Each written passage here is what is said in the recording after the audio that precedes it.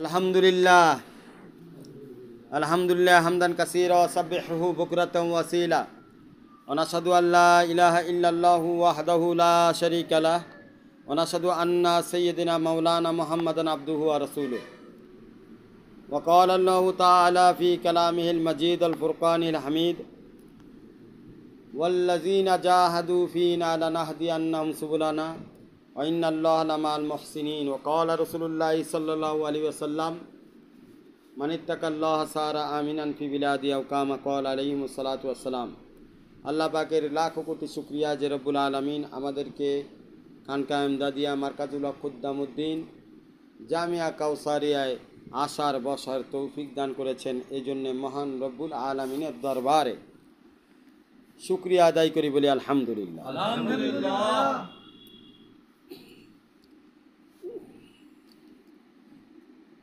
শরিয়াত এবং তরিকতের বিষয় নিয়ে বাহিরের জগতে অনেক ধরনের কথা আমরা শুনে থাকি। তো এই বিষয়ে আমি সংক্ষিপ্ত কিছু কথা বলবো। শরিয়াত হলো আহকামাত, যা সবার উপরে ফরজ, অর্থাৎ নামাজ, রোজা, হজ, যাকাত, বিবির সাথে স্বামী কীরকম ব্যবহার করবে, স্বামীর সাথে বিবি কেমন ব্যবহার করবে, সন্তানের হক, বাবার হক, মায়ের হক, জমি জাতির হক। শরিয়াত বলতে আমাদের জীবন পরিচালনার জন্য যা কিছু দরকার বাহ্যিকভাবে, এইগুলো হচ্ছে শরিয়ত। এগুলো কিছু আছে ফরজ, কিছু আছে ওয়াজিব, কিছু আছে সুন্নত। এগুলো সম্পর্ক এলেমের সঙ্গে ওলামা একরাম, মুফতি একরাম, মাদ্রাসার সাথে সম্পর্ক রাখার মাধ্যমে এই এলেমগুলো অর্জন হয়ে যায় এবং ওনাদের কাছ থেকে শেখার মাধ্যমে ওই এলেমগুলো অর্জন হয়। অনেক এলেম আছে যেগুলো না জানলে প্রশ্ন করে জেনে নিতে হয়। আর তরিকাত হলো এটা তাজকিয়ায়ে নফস, এর বুনিয়াদি মেহনত, অর্থাৎ নফসের ইসলাহ করা। নফসের ইসলাহ কি? তো নফসের ইসলাহ হলো নফসের মধ্যে ভালো এবং মন্দ দুই জিনিস আছে। আলহামাহা ফুজুরাহা ওয়া তাকওয়াহা। নফসে মানুষকে যেভাবে খারাপ দিকে এলহাম করে, ঠিক তেমনিভাবে ভালো দিকেও নফসে মাঝে মাঝে কথা বলে। তো এই ভালো আর মন্দের মাঝখানে কোনো বান্দা জান্নাতের পথে অগ্রসর হয়, আল্লাহর সাথে তার সম্পর্ক হয়ে সে আল্লাহর বন্ধুতে পরিণত হয়। আর কেউ আছে এমন যে নফসের কথা শুনতে শুনতে শুনতে শুনতে সে জাহান্নামের অগ্নিকুণ্ডতে নিপাতিত হয়, পতিত হয়, তার জীবনটা জাহান্নামের অগ্নি হয়ে যায়। তো এই জন্যে নফসের ইসলাহ ছাড়া, এই নফসের ভালো মন্দ এই দুই জায়গাকে বিবেচনা করা এবং এই দুই জায়গার জাস্টিফাই করা যে আমাকে আসলে নফসে কোন দিকে নিয়ে যাচ্ছে, ভালো দিকে না খারাপ দিকে, এইটা জাস্টিফাই করা যায় না। এটা জাস্টিফাই করার জন্য যেই জিনিস দরকার হয় সেটা হচ্ছে নূর। শুধু এলেম দ্বারা হয় না। আমি বলছি এলমে শরিয়াত এলেম দ্বারা যথেষ্ট হয়ে যায়, কিন্তু নফসের ইসলাহ শুধু এলেম দ্বারা হবে না, এটার জন্য দরকার নূর। এখন নূর কার কাছে আছে? নূর কি আমার কাছে আছে কি নাই? নূর কি আমার বন্ধুর কাছে আছে কি নাই? নূর কি আমি যে আলেমের সাথে ওঠা বসা করছি তার কাছে আছে কি নাই? এটা আমি কিভাবে বুঝব? নূরের বিষয়টা আমার জানা দরকার। তো নূরের বিষয়টা হলো ওই বান্দা নূরের মধ্যে যে বান্দা দুইটি জিনিস করে। একটা হচ্ছে নিজেকে গুনাহ থেকে বাঁচায় রাখে, সম্পূর্ণ গুনাহ থেকে বাঁচায় রাখে। আর দুই নম্বর হচ্ছে সকল প্রকার হারাম কাজ থেকে নিজেকে বিরত রাখে, হারাম খাওয়া থেকে, হারাম দেখা, হারাম চলাফেরা ইত্যাদি ইত্যাদি। তো এর বুনিয়াদি ভিত্তিতে তার ভিতরে নূর আসে। আর এই নূর স্টক হয় সোহবাতের মাধ্যমে। সুতরাং সোহবাতে সালে তোরা সালে কুনাত, সোহবাতে তালে তোরা তালে কুনাত। যদি তুমি ভালো সাথী সঙ্গী পাও তো তুমি ভালো হয়ে যাবে, আর তুমি যদি খারাপ বন্ধু বান্ধব পাও তো তুমি আস্তে আস্তে খারাপ হয়ে যাবে। এই জন্য খারাপ বন্ধুকে তরক করা ফরজ নিজের নফসের ইসলার জন্য। বুঝাইছে? কারণ আমি যদি খারাপ বন্ধুর সাথে থাকি আবার আল্লাহওয়ালাদের সোহবতে থাকি, আমার কোনো ফায়দা হবে না। কেমন? একজনের ডায়াবেটিস হচ্ছে, সে চিনিও খাইতেছে আবার ওষুধও খাইতেছে, তার কিন্তু কোনো ফায়দা হবে না। সুতরাং আমাকে আল্লাহওয়ালাদের সোহবতে থাকতে হবে, খারাপ সঙ্গ ত্যাগ করতে হবে। এখন তরিকাত ছাড়া শরিয়াতের অবস্থা কেমন? তরিকাত ছাড়া শরিয়াতের অবস্থা হলো বেসুরা, মজা নাই, স্বাদ নাই। যেমন রান্না করছে লবণ নাই, এখন যত সুন্দর রান্নাই হোক লবণ যদি না থাকে খাবারের মজা নেই। পরিমিত পরিমাণ হলুদ নাই, পেঁয়াজ নাই, মরিচ নাই, খাবারের স্বাদ নাই। তো জীবনের মধ্যে স্বাদ তখনই আসবে যখন কোনো বান্দা শরীয়ত এর সাথে সাথে তরিকতের উপরে তার জীবন পরিচালনা করবে। যদি সে তরিকতের উপরে জীবন পরিচালনা না করে, সে নামাজের মধ্যে স্বাদ পাবে না, রোজার মধ্যে স্বাদ পাবে না, জিকিরের মধ্যে স্বাদ পাবে না। অনেকে আল্লাহ ওয়ালাদের সৌবতে আসে কিন্তু নামাজ পড়তে তার মন লাগে না, মন বসে না, রোজা রাখতে ভালো লাগে না, জিকির করতে ভালো লাগে না। কারণ কি? স্বাদ নাই, সে স্বাদ পাচ্ছে না। আরে ভাই, তুমি যদি স্বাদ পাও তো তখনই তো বিরিয়ানি খাইবা। বিরিয়ানির স্বাদ তোমার নাকের ঘ্রাণে যখন আসবে তখন তোমার আকর্ষণ তৈরি হবে। আর যখন আকর্ষণ তৈরি হবে তো ওই স্বাদের কারণেই তো তুমি যাই বিরিয়ানি কিনবা এবং খাবা, বিরিয়ানির জন্য কষ্ট করবা, বিরিয়ানি খাওয়ার জন্য যা করা লাগে তাই করবে। চিনি যদি কোথাও রাখো দেখবা পিঁপড়া চলে যায়, অনেক দূরের থেকে পিঁপড়া চিনি বা মধু বা মিষ্টি জাতীয় দ্রব্য এই ঘ্রাণ কীভাবে, যেভাবেই হোক সে ঘ্রাণ পায় এবং সে চিনির দিকে দৌড়ায় যায়। ঠিক তেমনিভাবে নামাজের একটা ঘ্রাণ আছে, রোজার একটা ঘ্রাণ আছে, জিকির আজকারের একটা ঘ্রাণ আছে, স্বাদ আছে। এই স্বাদগুলো যদি তুমি আমি না পাই তাহলে আমার কাছে কিন্তু ভালো লাগে না। আল্লাহওয়ালাদের সোহবতে আসার পরে অনেকে আছে কাটা মাছের মতো ছটফট করে। কাটা মাছ মানে যখন সোহবতে আসার আগের অবস্থা, আর সোহবতে বসার পরের অবস্থা, আর সোহবত থেকে যাওয়ার পরের অবস্থা, তিন রকম। সোহবতে আসার অবস্থা এমন থাকে, মনের মধ্যে চায় যে যতলা আসছে আল্লাহওয়ালা, অমুক আল্লাহওয়ালা আসছে চলো যাই। তখন শয়তানের এক প্রকার ধোকা আসে, ধোকা ওভারটেক করে যখন সোহবতে বসে যায় তখন নফসে ধোকা দেওয়া শুরু করে, নফসে বিভিন্ন জিনিস মনে করানো শুরু করে, তোর এইটা কাজ আছে, তোমার ওই কাজ, তোমার ওই কাজ। ওকে কিভাবে এখান থেকে সরাবে? এলো সোহবতে আসার পরের অবস্থা। আচ্ছা, সোহবত থেকে যাওয়ার পরের অবস্থা কি হয়?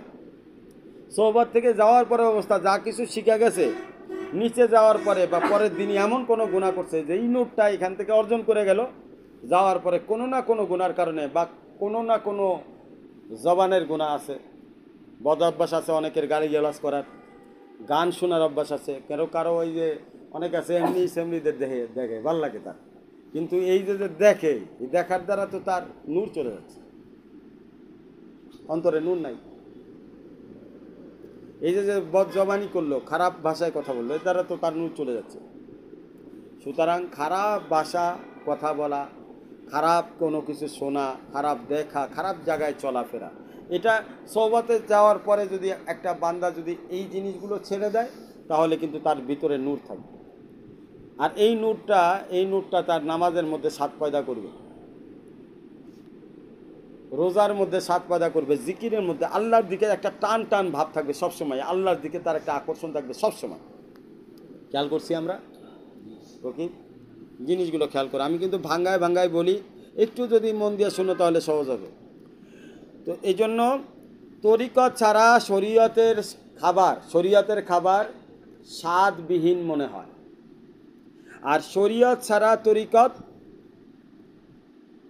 এটা আধুরা, এটার কোনো মূল্য নাই। যার শরীয়ত নাই, শুধু তরিকতের উপরে আছে না অনেকে, হ্যাঁ আমাদের আশেপাশেই আছে, ওরা তরিকত জগৎ নিয়ে আছে, ওরা শরীয়ত মানে না, নামাজ রোজা হজ যাকাত এদের দরকার নাই, এরা এগুলা ছাড়াই জান্নাতে যাবে, এরকম চিন্তা ভাবনা যাদের, তাদের ব্যাপারে বলতেছি, তাদের তরিকত এটা আধুরা, বিকলাঙ্গ। একটা বিকলাঙ্গ মানুষ সেও চলতে পারে কিন্তু দেখতে কেমন লাগে? যার হাত নাই একটা, চোখ নাই একটা, কান নাই একটা, পাও নেই একটা, বিকলাঙ্গ, চলতে পারে, খাইতে পারে, কিন্তু আসলে মানুষ হিসেবে তো পরিপূর্ণ না, আধুরা। তাকে সকলেই কিন্তু মানে মনে করে যে অসহায়, এতে তো কোনো রাস্তা নাই। আর যতই শক্তি দেখাক না কেন, একটা ভালো মানুষের সাথে এই বিকলাঙ্গ মানুষটা পারবে না। তো ঠিক তেমনিভাবে শরীয়ত ছাড়া শুধু তরিকতের উপরে যেই সকল বান্দারা আছে, এরা ওই বিকলাঙ্গ মানুষের মতো যতই শক্তি আর হামধাম দেখাক না কেন, এরা তোমাদের সাথে পারবে না, যারা শরীয়ত এবং তরিকত উভয়কে নিয়ে আসে। শরীয়ত যেমন 5 ওয়াক্ত নামাজ, কিন্তু তরিকতে যায় 6 ওয়াক্ত নামাজ। সর্বনিম্ন সর্বনিম্ন হচ্ছে 6 ওয়াক্ত, সর্বোচ্চ 10 ওয়াক্ত। যেমন ইশরাক, চাস্ত, আওয়াবিন, জাওয়ালের নামাজ আছে। কিন্তু দুপুরবেলায় সূর্যটা যখন একটু হেলে যায়, ওই দিকে যখন ছায়াটা দ্বিগুণ হয়, মানে একটু ছায়াটা বাড়ে, তখন ছায়াটাও যখন হেলে যায়, তখন এই জাওয়ালের সময়টা আসে। বুঝাইছে? তো এটা চার রাকাত নামাজ। আর তাহাজ্জুদ এখানে কয়টা হলো? ইশরাক, চাস্ত, জাওয়াল, আওয়াবিন, তাহাজ্জুদ, পাঁচ ওয়াক্ত। আর নামাজ কয় ওয়াক্ত? 5 ওয়াক্ত। এই হলো 10 ওয়াক্ত। তো তরিকতে আসলে বান্দার আমল বেড়ে যায়, 5 ওয়াক্ত আরও বৃদ্ধি পেয়ে যায়। শরিয়াতের ভিতর বাহির 13 ফরজ, আর তরিকতে যায়া 14টা ফরজ। কয়টা ফরজ? শরিয়াতে কয়টা ফরজ? 13 ফরজ। নামাজের কয় ফরজ? 13 ফরজ। এখন যখন তরিকতে আসবেন, ফরজ একটা বাইরে গেছে। কি বাইরে গেছে? ওই ফরজটার নাম কি? ওই ফরজটার নাম কি? গুনাহ হতে রূহকে পাক সাফ করা, তার জন্য ফরজে আইন। অর্থাৎ সকল প্রকার গুনাহ ছেড়ে দিতে হবে, এটা তার জন্য ফরজে আইন, এটা ফরজ। তাহলে তরিকতে ফরজ যায় আর একটা বাইরে গেল। খেয়াল করছি? এলমে শরিয়ত হলো ব্যবহারিক জীবন যাপন শেখায়। তুমি দুনিয়ার জীবন যাপনে কিভাবে চলবা, কার সাথে কেমন করে কথা বলবা, বাবার সাথে কেমন কথা বলবা, মার সাথে কেমন করে কথা বলবা, তুমি তোমার দাদার সাথে কেমন করে কথা বলবা, তোমার সন্তানের সাথে কেমন করে কথা বলবা, তুমি চাকরি যখন করতেছো ওখানে কেমনভাবে ব্যবহার করবা, ইসলামী নিয়ম অনুযায়ী কি বলে, তুমি ব্যবসা বাণিজ্য করতেছো ওখানে তোমার ইসলামিক নিয়ম অনুযায়ী ব্যবসা বাণিজ্য কি বলে, কি ধরনের ব্যবসা ওখানে করা দরকার, করা উচিত, কোরআন হাদিস অনুযায়ী ওখানে কি নিয়ম আছে, রসুল সাল্লাহ সাল্লাম কীভাবে ব্যবসা করেছেন। রসুল সাল্লাহ সাল্লামের ব্যবসার নিয়ম কি জানো? রসুল সাল্লাহ সাল্লাম মালের খুদ বলতেন। মালের খুদ অর্থাৎ এই মাল এর মধ্যে এই খুদ আছে বলে দিতেন ওপেন, যে আপনি যদি নিতে পারেন, নিতে চান নিতে পারেন, আমার মূল্য এত, কিন্তু এই মালের মধ্যে এই সমস্যা আছে। ব্যবসার মধ্যে আরেকটি নিয়ম হচ্ছে রসুলের সুন্নত, যে কোনো জিনিস ফিরাইয়া দিলে নিয়ে নিত, ফিরাইয়া দিলে নিয়ে নিত, এটা রসুল সাল্লাহ সাল্লামের সুন্নত। তো এগুলো ব্যবসায়ী সুন্নত। ওজনে কম দেওয়া যাবে না, ব্যবসায়ী সুন্নত। ওজনে 100-200 গ্রাম 50 গ্রাম সর্বদা বাড়াই দিতে হবে, কারণ তুমি তো লাভ করতেছ। ঠিক আছে? মালের অ্যাকুরেট রেট বলা যাবে না। আপনি লাভ করতেছেন, আপনি যদি বলেন যে খোদার কসম আমি এই টাকাতে কিনি, আপনার টাং এটা কি, এটা স্লিপ কাটতে পারে, জবান না, এটা স্লিপ কাটতে পারে। আপনি খোদার কসম করে বললেন যে এই রেটে কিনছি, আপনার কাছ থেকে আমি লাভ করতেছি না, বা 2 টাকা লাভ করতেছি, স্বল্প মূল্যে ছেড়ে দিচ্ছি, ভুলও তো হয়ে যেতে পারে। কোনো সময় বলতে বলতে গিয়ে মিথ্যা বলে ফেললেন, তো আপনার রেট বলার দরকার নাই। আপনি যেই লাভে বিক্রি করবেন আপনি ওইটা বলেন। যদি ওনার জন্য কিছু ছাড় দিতে চান আপনি ছাড় দেন, এটা শরীয়ত। এগুলো জানতে হবে আলেম ওলামাদের কাছ থেকেও, মুফতি একরামদের কাছ থেকে, মাদ্রাসায় এসে জানতে হবে, তালিমের হালকায় জানতে হবে। আর এলমে তরিকত হলো অভ্যন্তরীণ জীবনযাপন শিখায়। অভ্যন্তরীণ, আপনার সব ঠিক আছে, মনের মধ্যে শান্তি নেই, বিবি ঠিক আছে, বাচ্চা ঠিক আছে, বাবা মা ঠিক আছে, মনের মধ্যে হাতে টাকা পয়সা আছে, যা ইচ্ছা তাই খেতে পারেন, তার মধ্যে মনের মধ্যে দেহের মধ্যে ভালো লাগতেছে না, কি জানি নাই, আসলে নাই কি, রুহের খাবার নেই, কি নাই। আপনার শরীরকে চালানোর জন্য 3 বেলা খাওয়া লাগে, আর রুহকে চালানোর জন্য সব সময় খাওয়ার উপরে থাকতে হয়। এটা কিন্তু 3 বেলা 4 বেলা ফিক্স নাই, সব সময় খাওয়ার উপরে, কোনো না কোনো আমলের মধ্যে থাকতে হবে, রুহকে তাজা রাখতে হবে। 1 সেকেন্ডের জন্য রুহকে আমল ছাড়া রাখা যাবে না। কেন? শয়তান জাসিমুন আলাল কলব, শয়তান প্রত্যেকটা মানুষের কলবের পাশে একেবারে মশা যেমনি বসে আপনার শরীরের মধ্যে, ঠিক এমনিভাবে বসে থাকে। যে কোনো সময় আপনি জিকির থেকে গাফেল হবেন, ওই সময় শয়তান আপনার ভিতরে অসসা ডালবে, কুমন্ত্রণা দিবে। এই জন্যে রুহকে সর্বদা জিকিরে দিয়ে তরুতাজা রাখতে হবে। আর এটা তরিকতেরই নিয়ম। যারা তরিকতে, ধরো চোর হাওয়ার মাঝে শক্ত করে, এটা সাধারণ চোর না, তুমি যেখানে সেখানে এটাকে পাবে, এটা সাধারণ চল না। কারণ প্রত্যেকটা জিকির হাওয়ার মাধ্যমে জিকির চালু করা। কারণ যখন আমি আল্লাহ বলবো হাওয়া বাতাস নিব, আবার বলবো বাতাস ছেড়ে দিব। তো এইভাবে কলবের সাথে জিকিরের একটা কানেকশন সবসময় রাখা, যাতে করে শয়তান আমাকে কোনো রকম ডিস্টার্ব না করতে পারে। আপনি জানেন না শয়তান আপনার ভিতরে ডেকে কয় ধরনের ডিস্টার্ব করে। 1 নম্বর ডিস্টার্ব আপনাকে যেটা করবে, আপনার ব্রেনের স্বাভাবিক চিন্তা ভাবনার গতিকে রোধ করে দিবে। আপনি যে স্বাভাবিক চিন্তা করতেছেন এই স্বাভাবিক থাকবে না, হঠাৎ করে দেখবেন আপনার ব্রেন এলোমেলো হয়ে গেছে। আপনি খেয়াল করবেন, মানে আপনি কোনো কিছু করতে পারতেছেন না, আপনার ব্রেন কাজ করতেছে না, মাথা কাজ করতেছে না, এই যে কী হচ্ছে এটা।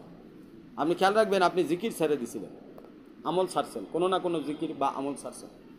আপনি সাথে সাথে জিকির বা আমলের মধ্যে নিয়োজিত হন, দেখবেন কিছুক্ষণ পরে আবার ব্রেন জাগার মতো চলে আসবে। শয়তানে যে কুমন্ত্রণাগুলো আপনার ব্রেনে আপডেট করতেছিল সেই জায়গাটা বন্ধ হয়ে যাবে। এই জন্য সবসময় খেয়াল রাখবেন, অভ্যন্তরীণ জীবনটা বাইরের জীবন থেকে বেশি দামি। কেন?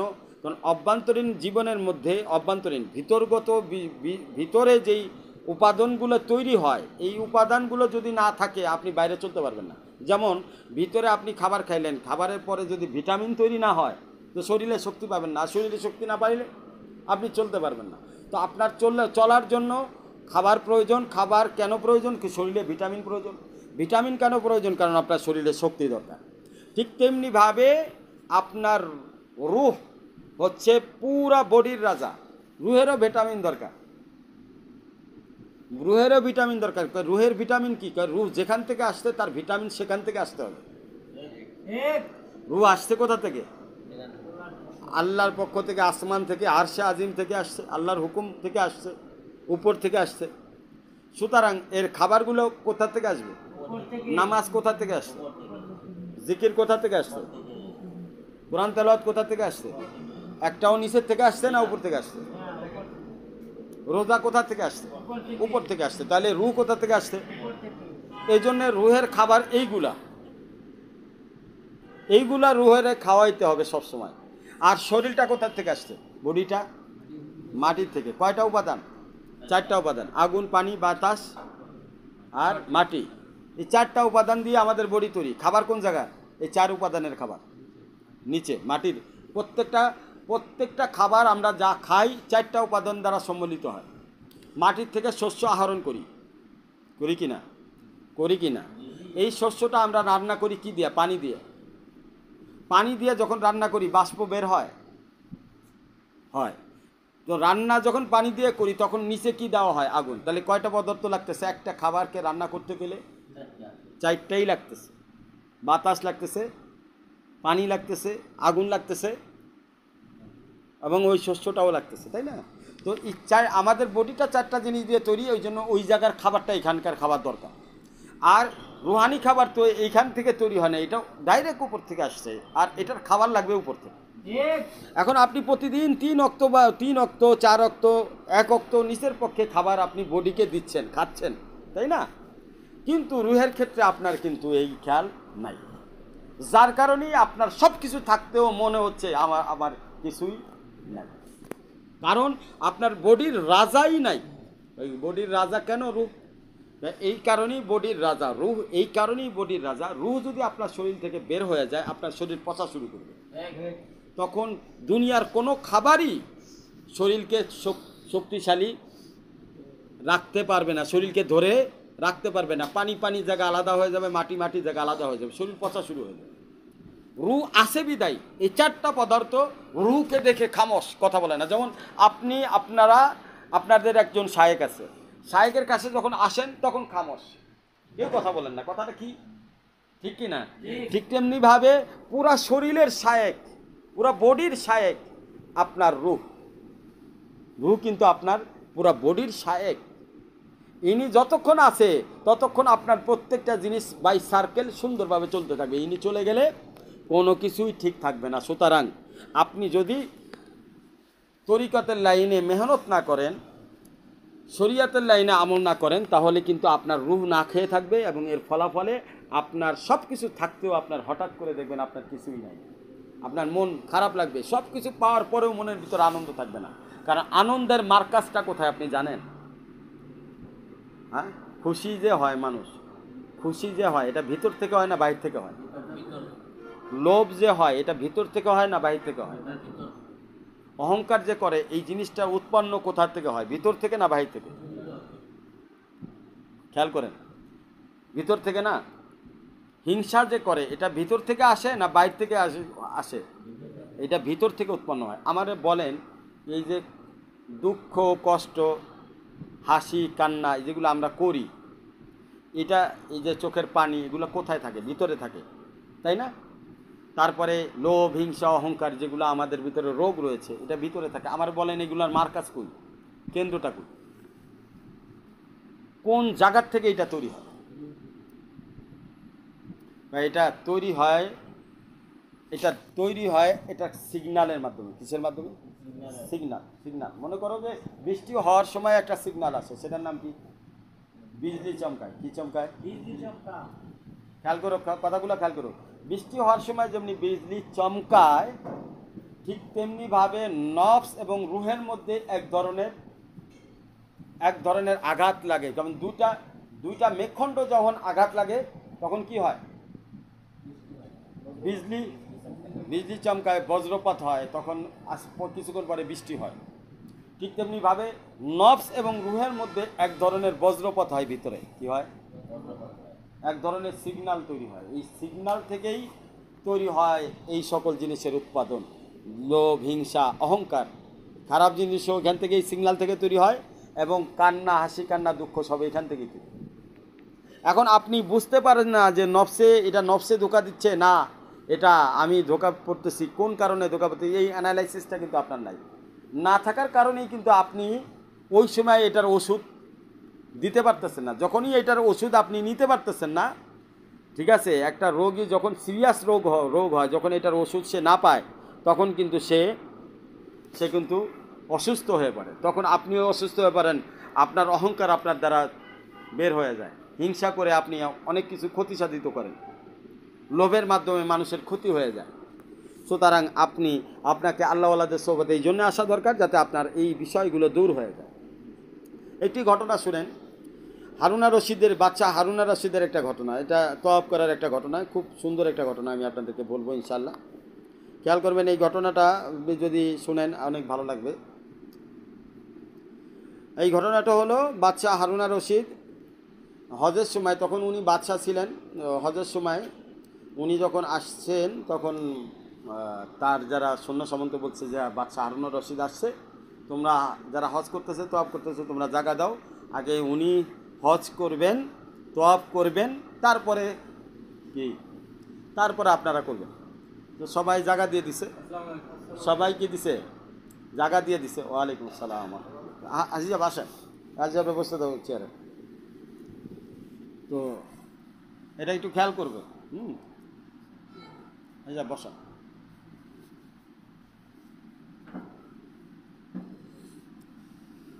তো একটা ঘটনা, সুন্দর একটা ঘটনা বলতেছিলাম আর কি। ঘটনাটা শেষ করি, তারপরে ইনশাল্লাহ। এটা হজের একটা ঘটনা। তো বসো বসো বসো বসো বসো। বাদশাহ হারুনা রশিদের ঘটনা। তো ঘটনাটা কি ছিল আবারও আমি পুনরাবৃত্তি করতেছি। সেটা হচ্ছে যে উনি হজের সময় ওনার সৈন্য সামন্ত দ্বারা ঘোষণা দিছে যে উনি বাদশাহ আসছে, উনি আগে তওয়াব করবেন, তারপরে কি হবে? আপনারা তওয়াব করবেন। তো সবাই সরে গেছে, কিন্তু বাদশাহ দেখে কি যে ওনার সামনে একটা গ্রাম্য মানুষ ওনার সামনে আগে আগে তওয়াব করতেছে। তো বাদশাহ ইশারা দিছে, তার যে ওখানে দরবান ছিল, খাদেম ছিল, ইশারা দিছে যে ওই সামনের লোকটার বেরোতে বলো, আমার অসুবিধা হচ্ছে। তো সামনের লোকের কাছে গেছে যে আপনি কেন, আপনি তো জানেন বাদশাহ তওয়াব করতেছে, তো আপনি সামনাসামনি তওয়াব করতেছেন, আপনি পরেও তো করতে পারেন। তখন সে বলছে যে এই জায়গা, এই হজের এই জায়গা, তওয়াফের এই জায়গা আপনার বাদশার কেনা জমি না, যে ঘোষণা দিলেই তার জন্য সবাই সরে যাবে। তার যদি এত প্রয়োজনই হয় তওয়াব করার, তাকে বলেন যে সে আমার তওয়াব শেষ হোক, তারপরে সে জানে তওয়াব করে। আগে আমার তওয়াব শেষ হোক, তারপরে সে জানে তওয়াব করে। এখন বাদশাহ হারুনের রশিদ এই কথা শোনার পরে তার রাগও হচ্ছে, কিছু বলতেও পারতেছে না। তো তো বাদশাহ চিন্তা করলো যে আচ্ছা ঠিক আছে, খাদেমরা বলছে আচ্ছা ওকে তওয়াব করতে বলো, আমি ওর পিছনে পিছনে তওয়াব করে নিচ্ছি। আচ্ছা, যেহেতু সে বুঝতেছে না, ও তওয়াব করা শেষ হয়েছে, ইনারও তওয়াব করা শেষ হয়েছে, তখন বাদশাহ বলছে যে ওইকে ডাক দাও, আমি তাকে কিছু প্রশ্ন করব, সে এমনটা কেন করল। তখন ডাক দিছে, দরবান যায়, খাদেম যায় ডাক দিছে, ডাক দেওয়ার পরে সে বলতেছে যে কী কারণে ডাক দিছে, বাদশাহ ডাক দিছে। আমার তো বাদশার কাছে কোনো প্রয়োজন নাই, আমি বাদশার কাছে কেন যাব? বাদশার যদি কোনো প্রয়োজন থাকে সে জানি আমার কাছে আসে, আমার তো বাদশার কাছে কোনো প্রয়োজন নাই। আমার প্রয়োজন থাকলে আমি বাদশার কাছে যাইতাম, ওনারে সমাদর করতাম, সমাদর করে ওনাকে বলে আমি ওনার কাছ থেকে আমি আমারটা সমাধান নিতাম। আমার তো কোনো প্রয়োজন নেই তার কাছে। বাদশার যদি আমাকে প্রয়োজন হয় সে যেন আমার কাছে আসে। এখন ঘটনা তাই, এখন বাদশার কাছে বলছে, বাদশাও চিন্তা করে দেখলো না, কথা তো ঠিকই বলছে, আমি তারে ডাক দিছি, আমার প্রয়োজন, তো সে কেন আসবে, আমাকেই যেতে হবে।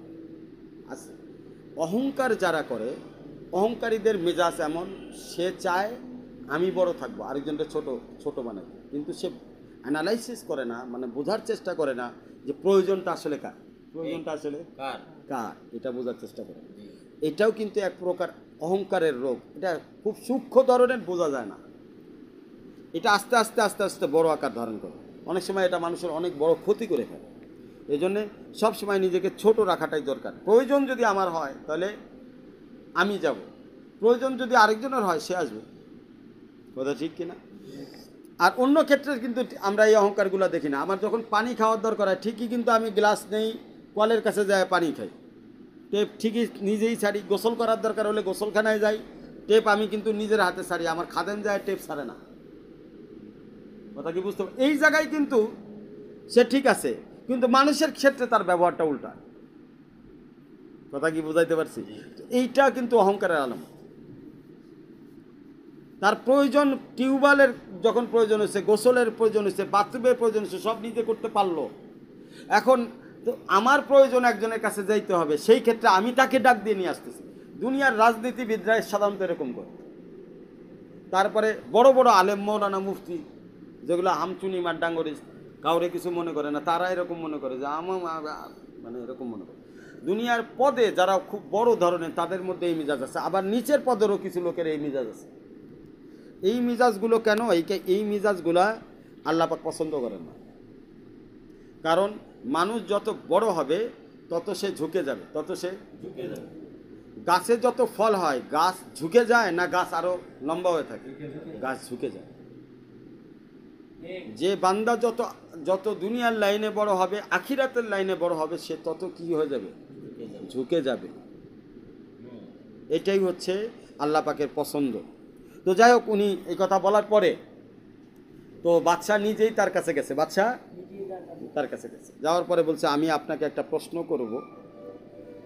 তো বলছে আচ্ছা প্রশ্ন করবেন, উত্তর আমি দিতে বাধ্য না, উত্তর আমি দিতে আগে আপনাকে বলে রাখলাম, আপনি প্রশ্ন করতে পারেন, আপনি বাদশা, কিন্তু মনে রাখবেন উত্তর আমি দিতে বাধ্য না। আমার জানা থাকলে দিব, না জানা থাকলে বলবো আমি দিতে পারলাম না। এখন যদি এমন প্রশ্ন করেন যে আপনার ওই উত্তর দিতেই হবে, কি দিতে হবে? আমি আপনার কেনা বান্দা না, আমি আল্লাহর বান্দা। কার বান্দা? আল্লাহর বান্দা। আমার একটা স্বাধীনতা আছে। স্বাধীনতা দুই প্রকার। কয় প্রকার?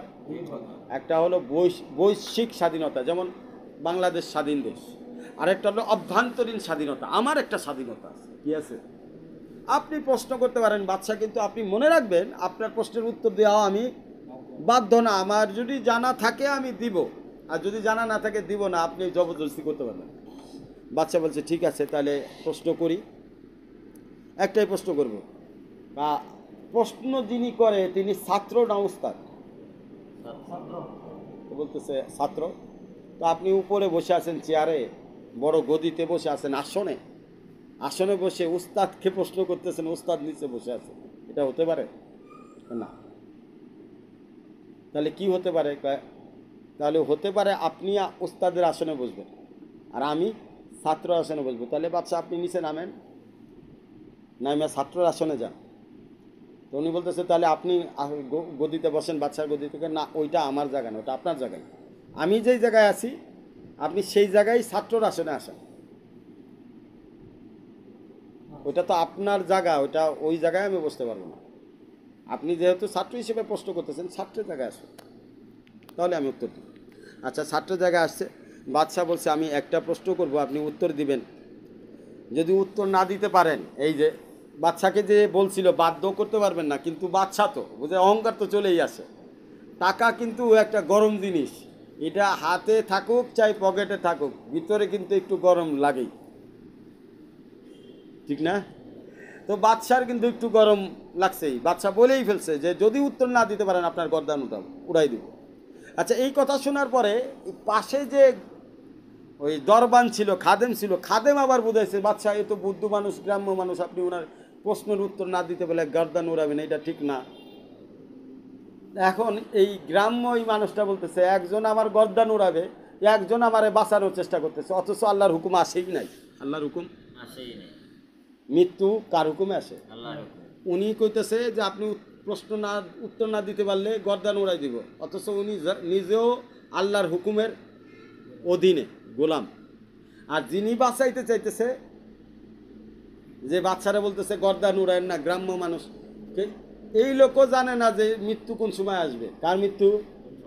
উনি হাইসা দিয়া বলতেছে একজন বাঁচানোর তালে আছে আর একজন মারার তালে আছে, অথচ এখন আজরাইলের কাছে খবরই যায় নাই আমার মৃত্যু কবে হবে। আজরাইলের কাছে খবরই যায় নাই আমার মৃত্যু কবে হবে, অথচ তার আগেই ফয়সালা করে ফেলতেছে। এইটা শোনার পরে বাচ্চা হারুন আর রশিদ টের পেয়ে গেছে, তো সাধারণ মানুষ না। যখন এই কথা বলছে তো এটা সাধারণ মানুষ না, এই কথাটা কীভাবে সে বলল। বাড়ি খাইছে, বাড়ি খাওয়ার পরে সে নরম হয়ে গেছে, একবারে নরম হয়ে গেছে। আচ্ছা ঠিক আছে, মাজুরাত চাইতেছি, ক্ষমা চাইতেছি কথা বলার জন্য, আসলে আমার প্রশ্নের উত্তরটা দেন। তো বলছে আচ্ছা কি উত্তর, কি প্রশ্ন আপনার? তো উনি বড় আদবের সাথে, খুব ভদ্রতার সাথে বলছে যে হজরত আসলে আমি তো বুঝতে পারিনি আপনার আপনার অনেক, আপনি হয়তো অনেক বড় আলেম অথবা আল্লাহওয়ালা হবেন। তো আমার একটা প্রশ্ন, আল্লাহ পাকের যে ফরজ হুকুমগুলো রয়েছে তার মধ্যে কোন ফরজ হুকুমটা সবথেকে বিশেষ, যেটা আপনি আমল করেন? আল্লাহর ফরজ হুকুম তো অনেক আছে, তার মধ্যে কোন ফরজ হুকুমটা বিশেষ এবং সেটার উপরে আপনি আমল করেন? এই কথা বলার পরে উনি বলতেছে আচ্ছা আমি তাহলে বলি, ফরজ তো অনেকগুলা, তো আপনি কোন ফরজের কথা বলছেন?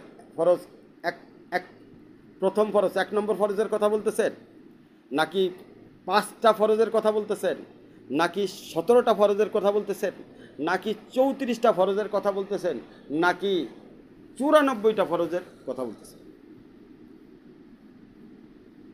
বাচ্চা তো বেহুশ হয়ে গেছে শুনে, আমি তো জিজ্ঞেস করলাম একটা, উনি তো ফরজ গুনায় দিতেছে অনেকগুলা।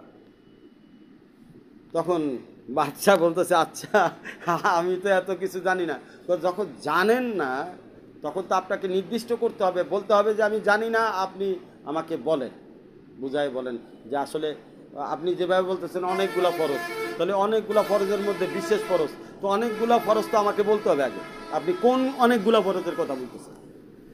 1 নম্বর ফরজ আছে একটা, 5টা ফরজ আছে, 17টা ফরজ আছে, তারপরে 34টা ফরজ আছে, তারপরে 94টা ফরজ আছে। আপনি কোন অনেকগুলো ফরজের মধ্যে কোন ফরজের কথা বলতেছেন, যেটার বিশেষ আমলের ব্যাপারে আপনি আমাকে প্রশ্ন করেছেন?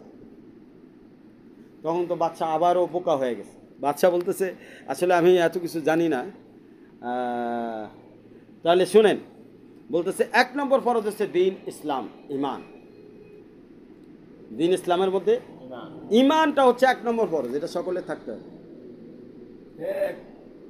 এটা সকলের থাকতে হবে। 2 নম্বর ফরজ 5 ওয়াক্ত নামাজ, 5টা ফরজ 5 ওয়াক্ত নামাজ সকলের পড়তে হবে। তো প্রথমটাও আমি আমার জন্য বিশেষ আমল, যে বলছে কোন একটা বিশেষ আমল করে, উনি বলতেছে প্রথম 1 নম্বর ফরজ যেটা ইমান, ইসলামের উপরে ইমান বিশ্বাস রাখা, এটা সবার জন্য ফরজ, আমার জন্য ফরজ, আপনার জন্য ফরজ। এটা বিশেষ না অবিশেষ? বিশেষ। তাহলে আপনি বললেন কোন একটা বিশেষ, একটা বলতে বিশেষ কিছু নাই, এটা তো সবচেয়ে বিশেষ। এরপরে 5 ওয়াক্ত নামাজ যে মুসলমান আর যে কাফের তার মধ্যে পার্থক্য হচ্ছে মুসলমান 5 ওয়াক্ত নামাজ পড়ে, কাফের নামাজ পড়ে না। তাহলে এই 5 ওয়াক্ত নামাজ পড়াও কি বিশেষ না সাধারণ? বিশেষ। আচ্ছা, 5 ওয়াক্ত নামাজের মধ্যে রাকাত হলো 17টা। কয় রাকাত? এখন 17 রাকাতও ফরজ। এখন 17 রাকাত 5 ওয়াক্ত নামাজের মধ্যে ফরজ। এটা বলেন এটা সাধারণ না বিশেষ? তো এটাও বিশেষ। তা আপনি বললেন কোন একটা বিশেষ? একটা বিশেষ তো আমি দেখি না। একটা বিশেষ তো আমি দেখি না, বিশেষ তো সব কটাই। আবার 17 রাকাত ফরজের মধ্যে 34টা সেজদা আছে। কয়টা সেজদা আছে? 34টা সেজদা। 34টা সেজদা না দিলে নামাজ হবে না। তো এটা বিশেষ না সাধারণ? তো এটাও বিশেষ। কারণ কোনটা আপনি কোন বিশেষের কথা বলতেছেন? এইবার 34টা সেজদার মধ্যে 94টা তকবীর আছে, আল্লাহু আকবার আছে। কয়টা? 94টা তকবীর। এর একটা ছাড়লে নামাজ হবে না। এখন এই 34টা তকবীর, এটা 34 বা 34টা সেজদার মধ্যে 94টা তকবীর ফরজ। এর একটা ছাড়লে নামাজ হবে না। আপনি কোন বিশেষ ফরজের কথা বলতেছেন? সবকটাই তো আমার কাছে বিশেষ। এখন বাদশার কথা বলতে পারে। বাদশা তো বুঝে বলছে সাধারণ আলেম না, বহুত বড় আল্লাহওয়ালা মানুষ। তখন এই বুদ্ধ গ্রাম্য মানুষটা গ্রাম্য ভাষায় বলতেছে, আচ্ছা বাদশা জানাব, আমি আপনাকে একটা প্রশ্ন করবো। কয়টা প্রশ্ন? একটা প্রশ্ন। এটা যদি আপনি উত্তর দিতে পারেন তাহলে বুঝবো যে আপনি বাদশার আসনে যে আসেন, আপনি আমাকে প্রশ্ন করার ক্ষমতা রাখেন। বাদশার আসনে বসে আপনি আমাকে প্রশ্ন করার ক্ষমতা রাখেন। তা না হলে আপনি আমার ছাত্র হওয়ারও যোগ্য না। বাদশা তো দূরের কথা, কি হওয়ারও যোগ্য না, ছাত্র হওয়ারও যোগ্য না। অহংকারী কথাবার্তা বাদ দিতে হবে আপনাকে। হিংসার নজর আপনাকে কি করতে হবে? বাদ দিতে হবে। আপনি যে আমাকে প্রশ্ন করলেন, নিজেকে অনেক কিছু মনে করেই তো প্রশ্ন করছেন, ডাইকে আনতে চাইছেন। কতভাবে আপনি আমার হ্যারাসমেন্ট করার চেষ্টা করছেন, বাহানা তালাশ করছেন। আমি আপনাকে একটা প্রশ্ন করব। আমি জানতে চাই আপনি এই মসনদের উপযুক্ত কিনা, প্রশ্ন করার আপনি উপযুক্ত কিনা, বাদশাহী মসনদে বসার আপনি উপযুক্ত কিনা। আমি আপনাকে একটা প্রশ্ন করব, বলেন এই প্রশ্নের উত্তর দিতে পারবেন কিনা? বাদশাহ বলছে আচ্ছা আমি চেষ্টা করব। বলেন। বলে আপনি তো বলছিলেন যে প্রশ্ন উত্তর না দিতে পারলে গর্দান উড়াবেন। এখন আমার জন্য কি প্রয়োজন? বাদশাহ আর কথা বলেন। বলছে আচ্ছা ঠিক আছে, আমি আপনাকে ক্ষমা করে দিলাম, আপনি উত্তর দেন। কি উত্তর? ওই ব্যক্তির বিষয়ে কি বলবেন যে ফজরে এক মেয়েকে দেখছে, ফজরে নামাজ পড়ার পরে একটা মেয়েকে দেখছে, দেখলো, যখন দেখছে তখন তার জন্য হারাম ছিল, তখন জোহরের নামাজের পর তার জন্য হালাল হয়ে গেল, জোহরের নামাজের পর আসরের সময় তার জন্য আবার হারাম হয়ে গেল, মাগরিবের সময় তার জন্য আবার হালাল হয়ে গেল, ঈশার সময় তার জন্য আবার হারাম হয়ে গেল, আবার ফজরের সময় তার জন্য হালাল হয়ে গেল। ওই লোকটার বিষয়ে আপনি কি বলবেন আমার জানা? বাদশার কি আর এই যোগ্যতা আছে? এই প্রশ্নের উত্তর বাদশাহ তো বাদশার বাপু পারত না। কাপড় পুরাটাই নষ্ট, পুরাটাই কাপড় নষ্ট। এখন বাদশাহ অনেক চিন্তা ভাবনা করার পর বলছে যে আমার পক্ষে সম্ভব না। বললো যে এই জন্যই বললাম, আপনি এতটুকু সংক্ষিপ্ত একটা প্রশ্ন করছি, এটার উত্তর দিতে পারবেন না। আপনি মসনদে বিষয় মানুষের উপরে মানুষের যে বিচার করেন, না জানি আপনি কত মানুষের উপরে অন্যায় বিচার করতেছেন। আপনার একজন বাদশা হওয়ার জন্য তার নিম্নতম কোয়ালিটি হলো তার বিচার কার্যে কি থাকতে হবে? পারদর্শী থাকতে হবে। কারো উপরে যেন জুলুম না হয়। আপনি এই প্রশ্নের উত্তর না দিতে পারলে তো আপনি বিচার কার্যে পারদর্শী না। তখন বলল দেখেন যে বিষয়টা হলো সকালবেলায় যে মেয়েটাকে দেখা হয়েছে সেই মেয়েটা ছিল আমার জন্য হারাম, কিন্তু মেয়েটা ছিল আরেকজনের বাদী, গোলাম। তখন গোলাম কেনা বেচা হইতো, আরেকজনের বান্দি ছিল। জোহরের সময় সে ওই যে সকালবেলায় দেখছিল যে সে তার কাছ থেকে টাকা দিয়ে পয়সা দিয়ে ওই বান্দিটা কিনে নিয়ে আসছে, তখন কি হয়ে গেল? হালাল হয়ে গেল। দেখেন তাকে কিন্তু বিচার শিখাইতেছে। কি শিখাইতেছে? বিচার। আর তোমরা শিখতেছো মাসালা। কি শিখতেছো? মাসালা। খেয়াল করতেছো?